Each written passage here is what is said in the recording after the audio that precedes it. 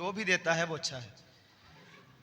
तो चंद बातें हैं खादमीन के हवाले से, और ये ना सिर्फ खादमीन के हवाले से बल्कि उन तमाम लोगों के लिए भी जो अपने आप को समझते हैं कि वो भी खिदमत का हिस्सा है। खा वो घर में रहकर किसी के लिए दुआ करते हैं तो वो भी खिदमत का हिस्सा है।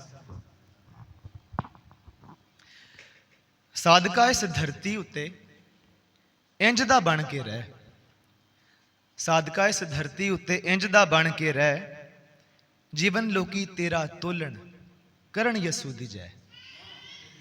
सादका इस धरती उत्ते इंज दा बन के रह, जीवन लोकी तेरा तोलन करन यसू दी जय। उड़दे पंछी दे पर गिणे आसमान विच फर्क दा पता, उड़दे पंछी दे पर गिणे आसमान विच फर्क दा पता। अपनी जात कौड़ी भी मिठी दूजे दी नेकी भी खता, रब ने मौका दिता जे खा रोटी ते पी मै, सिजदियों सिर ना उत्ते आवे गोडे टेके रह। सादका इस धरती उत्ते इंज दा बन के रह, जीवन लोकी तेरा तोलन करन यसू दी जय। मां प्यो दर तेरे लोकां बने तू सखी, मां प्यो दर तेरे लोकां बने तू सखी।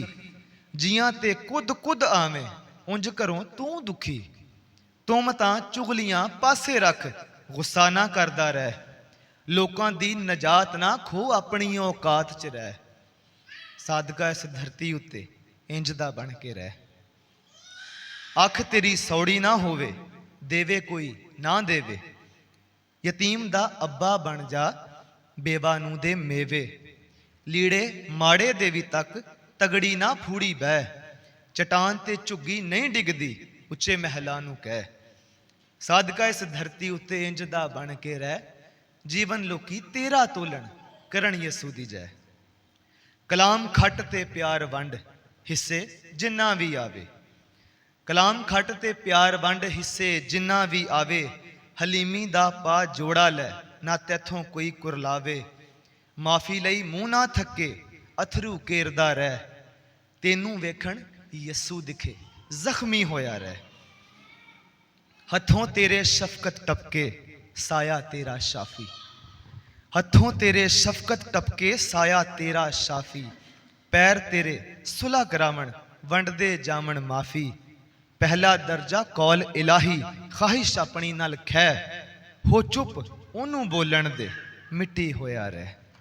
सादका इस धरती उत्ते इंज दा बन के रह, जीवन लोकी तेरा तोलन करन यसू दी जय। जीब जई शीरी कुदरत वाली कलमे होवण जारी, जिथे आमद तेरी होवे नसे उथों बीमारी। मस्कीन मथाज नू हथी खवा ओला ना करदा रह, वंडी च रू मिलिया तेनू हुण तू वंडदा रह।